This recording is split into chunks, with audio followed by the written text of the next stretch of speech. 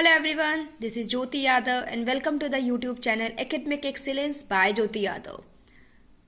So in this video, we are going to discuss History Chapter 7 of Class 8, that is Civilizing the Native and Educating the Nation.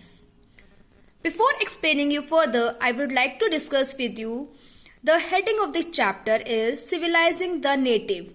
So what is the meaning of native? Native means जहाँ के भी आप proper native होते हो, जैसे we are Indians ना, so we are the native of India, we are Indians. And educating the nation means with the help of the education they want to educate the complete nation. So first of all, let's discuss the introduction that what we are going to discuss in particular chapter. As you all know that first Britishers came here for the trading purpose. When they start trading now, at that time their main motto was just to focus on trading purpose. They didn't focus on the annexation of the various territory. But further when they realized that India don't have any strong ruler, so they start annexation of various states. Yes, after that they implement, or we can say they impose their own rules on us.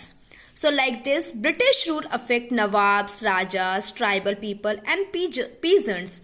Because after implementation of their rule ना, जब Britishers ने अपने rule impose किए तो ये जितने भी थे नवाब थे, राजाज थे, they all loss their own dignity and respect. उनके पास जितनी भी उनकी अथॉरिटी थी वो सब जा चुकी थी. Because now they are having the territorial conquest, क्योंकि अब उन्होंने टेरिटरीज को वेरियस कॉन्टेक्स्ट पे क्या करना शुरू कर दिया है, एनेक्स करना शुरू कर दिया है. ठीक है. And now they want to civilize the natives also, because if they are annexing और if they are conquering our territories, so ultimately they have to deal with us ना. So what they thought that Indians are uncivilized person. Uncivilized means who don't have sense of education, knowledge and manners. तो उन्हें लगता था that we are uncivilized which needs to be civilized. ठीक है. So here after implementing the rules, now they want to civilize us, because ultimately if in future if they will appoint us for their benefit, whether it's trade, whether it's their company, so ultimately they have to deal with us now. So that's why they need to civilize us. But now Britishers has to focus that how they will civilize us.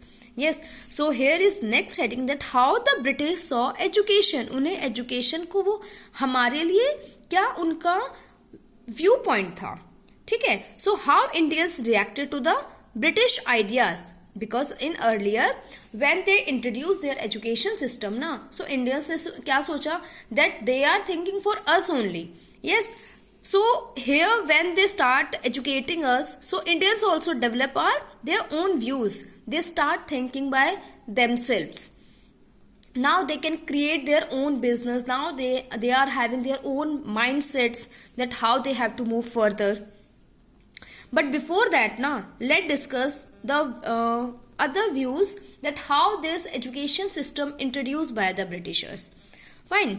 So here is the word as linguist, जो मैंने आपके साथ discuss नहीं किया. Linguist means the person who is having knowledge of more than one language, उसको आप क्या बोलेंगे, लिंग्विस्ट. ठीक है. अभी देखिए 1703 में यहाँ पे विलियम जॉन्स आ जाते हैं. ठीक है. विलियम जॉन कौन थे, जूनियर जज थे, जो ब्रिटिशर्स का जो कंपनी का जो सुप्रीम कोर्ट है वहाँ पे वो उन्होंने एज अ जूनियर जज उनको अपॉइंट किया, because he was a law expert. और जैसा कि अभी आपको बताया दैट लिंग्विस्ट कौन होता है, the person who is having knowledge of more than one language. तो विलियम जॉन्स भी क्या थे, लिंग्विस्ट थे, because he is having the knowledge of Greek, Latin, French, Arabic and later on he get the knowledge of Sanskrit also. उनका जो एक पंडित friend था उन्होंने उनसे संस्कृत सीखी. And after having the knowledge of Sanskrit, now he is able to read and study ancient text also. अभी जो ancient text है हमारे, एंशियंट इंडियन टेक्स्ट, वो रामायण, महाभारत, गीता, वो सब संस्कृत में ही है. So after having the knowledge of Sanskrit, तो उन्होंने वो सारे जो एंशियंट इंडियन टेक्स्ट हैं उनको भी प्रॉपर से रीड आउट करना शुरू किया. अब जब उन्होंने संस्कृत को यहाँ पे पढ़ा तो उनके लिए क्या हो गया, उसमें बहुत अच्छे से उनका इंटरेस्ट आया। अब उन्होंने अपने व्यूज़ जो हैं बाकी ऑफिशियल्स के साथ भी शेयर किए that it's not that English is the only language, Sanskrit और जो इंडियन टेक्स्ट है वो भी अपने आप में मीन्स बहुत ग्लोरी है उनमें भी, so we should go for it. तो वहाँ पे वो जो उनके जो फ्रेंड्स थे, कौन थे, हेनरी थॉमस कोलब्रुक एंड हॉलर्ड, तो उन्होंने क्या किया, उनके साथ अपने व्यूज शेयर किए और फिर वो दोनों यहाँ पे साथ में मिलके आए and together discover Indian text. साथ में मिलकर उन्होंने क्या किया, इंडियन टेक्स्ट को रीडिस्कवर करना शुरू किया and finally they set up Asiatic Society of Bengal. So who set up the Asiatic Society of Bengal, जो हमारे कौन थे, ये विलियम जॉन्स, जो जॉन्स थे, जॉन्स ने थॉमस कोलब्रुक और हालार्ड, जो हमारे हालार्ड है, उनके साथ मिलके जो एशियाटिक सोसाइटी है बंगाल की वो सेटअप की। दिस इज इंपॉर्टेंट वन, ठीक है। उसके बाद they are having a deep respect for the Indian culture, ठीक है, क्योंकि उन्हें after getting the knowledge from the ancient text they came to know about that जो इंडियंस थे, इंडियन टेक्स्ट था, उन्होंने पास्ट में अपनी ग्लोरी को तो अटेन किया था बट बिकॉज ऑफ डिक्लाइनिंग ना, because of ignorance they started declining, ठीक है। तो अब उनको क्या है, now they thought that Indians are having knowledge but they need to rediscover it, they need to rediscover their own heritage. जो glory उनको पास्ट में अटेन वो कर चुके हैं बट स्टिल इट्स डिक्लाइन ना, so they need to rediscover that, ठीक है। तो इसके लिए जो कंपनी ऑफिशियल्स थे, ये जो हमारे कोलब्रुक और हालहर्ड थे, उन्होंने क्या किया, ब्रिटिशर्स के साथ आर्ग्यूमेंट्स करना शुरू किया, ठीक है, because they need to apply western education. But उन्होंने क्या आर्ग्यूमेंट किया कि जो इंडियन एजुकेशन सिस्टम है that is also very good, so यहाँ पे जो इंडियंस हैं we should taught them from which they have already familiar, जिस चीज़ से वो थोड़ा बहुत फैमिलियर हैं हम उनको उसी चीज़ की नॉलेज देते हैं ना, instead of introducing any new concept to them, है ना, then only they can believe that Britishers are fair.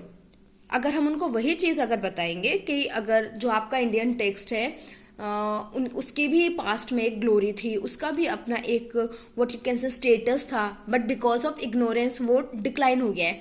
So Indians also they will also have a perception for us that Britishers are thinking for us only, they are well wishers. तो अभी जो Indian text है ना, उसके जो guardian है वो, उसके गार्जियन कौन है, ब्रिटिशर्स हैं, ठीक है। This is all about this video, I will explain you further chapter in next video. Thank you so much for this video and please do like, share and subscribe the channel.